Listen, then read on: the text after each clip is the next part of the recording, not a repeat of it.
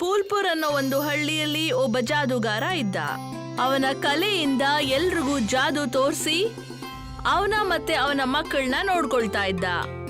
ದೊಡ್ಡ ಮಗ ರಾಜು ಚಿಕ್ಕ ವಯಸ್ಸಿಂದ ಪೈಲಟ್ ಆಗ್ಬೇಕು ಅನ್ಕೊಂಡಿದ್ದ. ಚಿಕ್ಕ ಮಗ ಶ್ಯಾಮ್ಗೆ ಅವನ ಕನ್ಸಿದ್ದು ದೊಡ್ಡವನಾಗಿ ಒಂದು ದೊಡ್ಡ ಗೆಸ್ಟ್ ಹೌಸ್ ಮಾಡ್ಬೇಕು ಅಂತ. ಅವ್ರಿಗೆ ಅವರ ತಂದೆ ಏನ್ ಮಾಡ್ತಾರೆ ಅನ್ನೋದು ಬೇಕಾಗೇ ಇರ್ಲಿಲ್ಲ. ಅವ್ರಿಗೆ ಅವ್ರ ತಂದೆ ಮಾಡೋದು ಇಷ್ಟ ಇರ್ಲಿಲ್ಲ. ಅವರು ಅವರ ತಂದೆ ಈ ಕೆಲ್ಸನ ಬಿಟ್ಟು ಒಳ್ಳೆ ಕೆಲ್ಸ ಮಾಡ್ಬೇಕು ಅಂತ ಅನ್ಕೊಂಡಿದ್ರು. ಅರೆ, ನಾನು ಅಪ್ಪನ ಜೊತೆ ಸುಮಾರು ಸಲ ಹೇಳಿದ್ದೀನಿ ಈ ಕೆಲಸನ ಬಿಟ್ಟು ಬಿಡಿ ಅಂತ. ಯಾವಾಗ ನೋಡಿದ್ರು ಆ ಪಾರಿವಾಳನ ತೆಗೆದು ಆರಿಸ್ಕೊಂಡಿದ್ರೇ ಹೇಗೆ?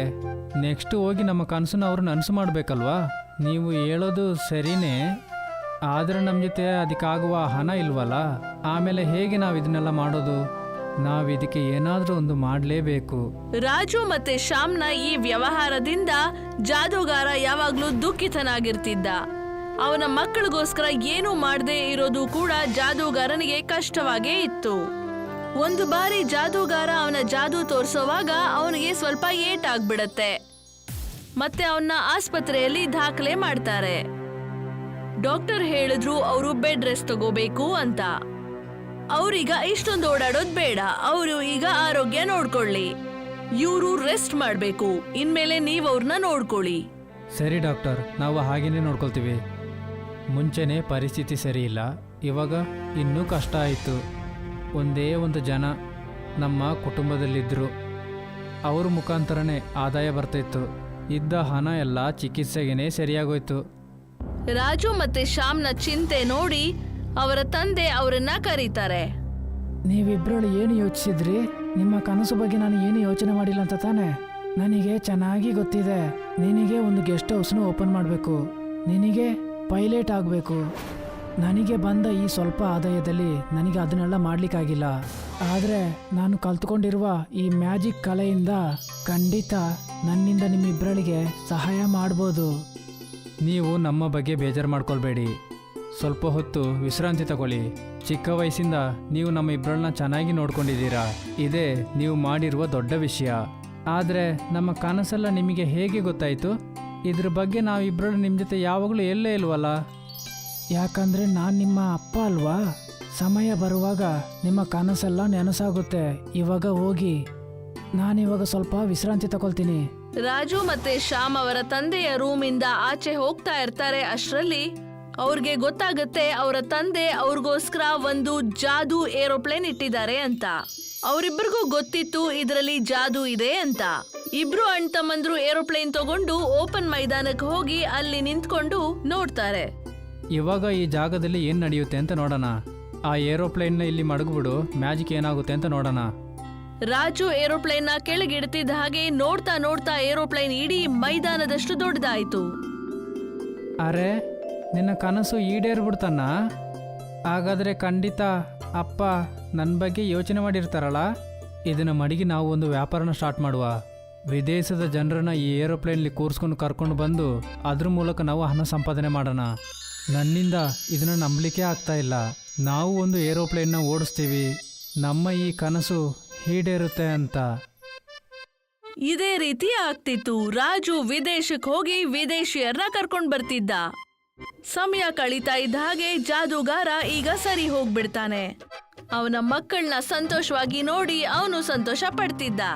ಮತ್ತೆ ಒಂದಿನ ಜಾದೂಗಾರ ಅವನ ಮಕ್ಕಳ ಏರೋಪ್ಲೇನ್ ಅಲ್ಲಿ ಹೋಗ್ಬೇಕು ಅಂತ ಹೋಗ್ತಾನೆ. ಅರೆ ರಾಜು, ನಿನ್ನ ವ್ಯಾಪಾರ ತುಂಬಾ ಚೆನ್ನಾಗಿ ನಡೀತಿದೆ. ನಾನಲ್ಲಿ ಒಂದು ಚಿಕ್ಕ ಏರೋಪ್ಲೇನ್ ತಾನೇ ಮಡಗಿದ್ದೆ. ನೋಡುವಾಗ ಗೊತ್ತಾಗ್ತಿದೆ ಅಣ್ಣ ತಮ್ಮ ಇಬ್ಬರಳು ಸೇರ್ಕೊಂಡು ಇದನ್ನು ತುಂಬಾ ಚೆನ್ನಾಗಿ ಉಪಯೋಗ ಮಾಡ್ಕೊಳ್ತಿದ್ದೀರಾ. ಆದರೆ ಅಪ್ಪ, ಇದೆಲ್ಲ ನಿಮ್ಮ ಮ್ಯಾಜಿಕ್ಕಿಂದನೇ ಅಪ್ಪ ಆಗಿದ್ದು. ಇಲ್ಲಾಂದರೆ ನಾವು ಏನು ಮಾಡೋದು? ರಾಜು ಅಣ್ಣನು ತುಂಬ ಖುಷಿಯಾಗಿದ್ದಾರೆ. ಹೌದಪ್ಪ, ಚಿಕ್ಕ ವಯಸ್ಸಿಂದ ಪೈಲಟ್ ಆಗಬೇಕು ಅನ್ನೋ ಕನಸು ಇವಾಗ ಈಡೇರಿದೆ. ನಾನೇನೂ ಮಾಡಿಲ್ಲ, ಆದರೆ ನಿಮ್ಮ ಆ ಮಾಂತ್ರಿಕ ಕಲೆಯಿಂದನೇ ನಾನು ಇದನ್ನ ಎಲ್ಲದನ್ನೂ ಮಾಡಲಿಕ್ಕೆ ಸಾಧ್ಯ ಆಯಿತು. ರಾಜು ಏರೋಪ್ಲೇನ್ ಬಿಸ್ನೆಸ್ ಬಹಳ ಚೆನ್ನಾಗಿ ನಡೀತಿತ್ತು.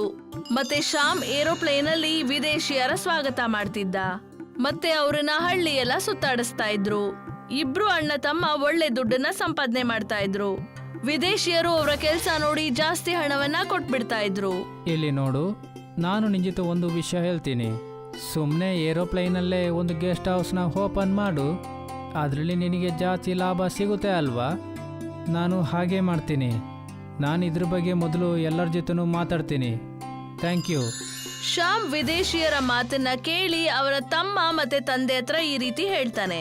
ಅಣ್ಣ, ಅಪ್ಪ, ನಾನು ನಿಮ್ಮ ಇಬ್ಬರ ಜೊತೆ ಒಂದು ಮುಖ್ಯವಾದ ವಿಷಯ ಮಾತಾಡಬೇಕು.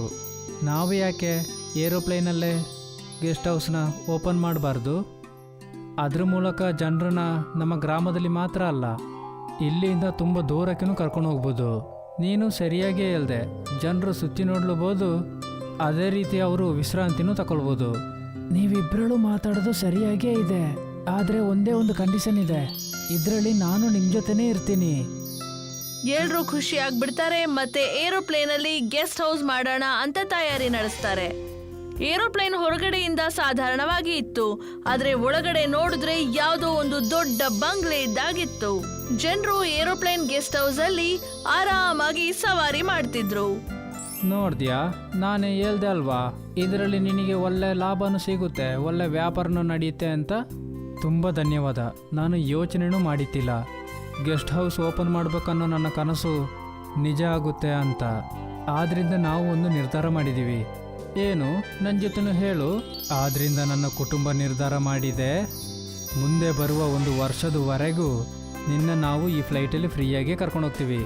ಅದೇ ಥರ ನಮ್ಮ ಏರೋಪ್ಲೇನ್ ಗೆಸ್ಟ್ ಹೌಸಲ್ಲಿ ನೀನು ಫ್ರೀಯಾಗಿ ಉಳ್ಕೊಳ್ಬೋದು. ಮತ್ತೆ ಇದೇ ತರ ರಾಜು ಮತ್ತೆ ಶ್ಯಾಮ್ನ ಏರೋಪ್ಲೇನ್ ಗೆಸ್ಟ್ ಹೌಸ್ ಇಡೀ ಪ್ರಪಂಚದಲ್ಲಿ ಫೇಮಸ್ ಆಗ್ಬಿಡುತ್ತೆ. ಜನರು ಬಹಳ ದೂರದಿಂದ ಅದ್ರ ಹತ್ರ ಬರ್ತಿದ್ರು ಮತ್ತೆ ಅದರ ಆನಂದನ ಸವಿತಾ ಇದ್ರು. ವಿದೇಶಿಯರು ಕೂಡ ಆನಂದ ಪಡ್ತಿದ್ರು.